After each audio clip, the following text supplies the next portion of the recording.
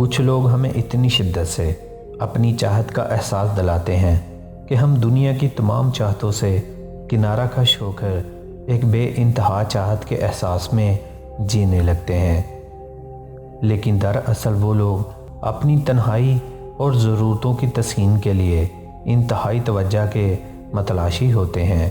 جب وہ سنبھل جاتے ہیں تو اسی شدت سے ہم سے بے پرواہ اور بیزار ہو جاتے ہیں، اور ہم اکیلے اور لاچار، کیونکہ ان کی چاہت کے سراب میں ہم اپنی سب چاہتیں گوا چکے ہوتے ہیں۔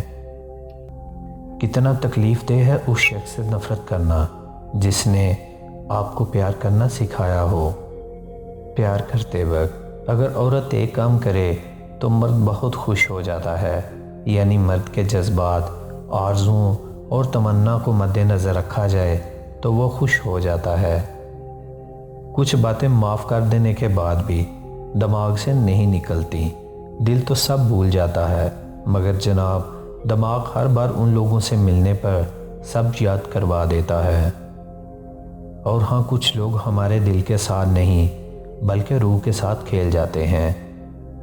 خود سے بھاگے ہوئے لوگ کسی کو میسر نہیں ہوتے، حتیٰ کہ وہ خود کو بھی کھو دیتے ہیں، اور وہ لوگ اتنے اکتا جاتے ہیں ہر شے سے، پھر وہ زندہ تو رہتے ہیں مگر ان کا دل کسی شے میں نہیں لگتا، اور نہ کسی کے مل جانے کھو جانے کا ڈر ان کو اپنی لپیٹ میں لیتا ہے، کیونکہ وہ ہر احساس سے لاپرواہ ہوتے ہیں۔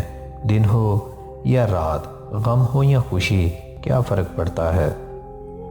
ہر چیز ہمیں ملنے کی نہیں ہوتی، کچھ چیزیں خوبصورت دھوکہ اور باطنی شر ہوتی ہیں، اس لیے ان کے نہ ملنے پر اللہ کریم سے بدگمان نہ ہوں۔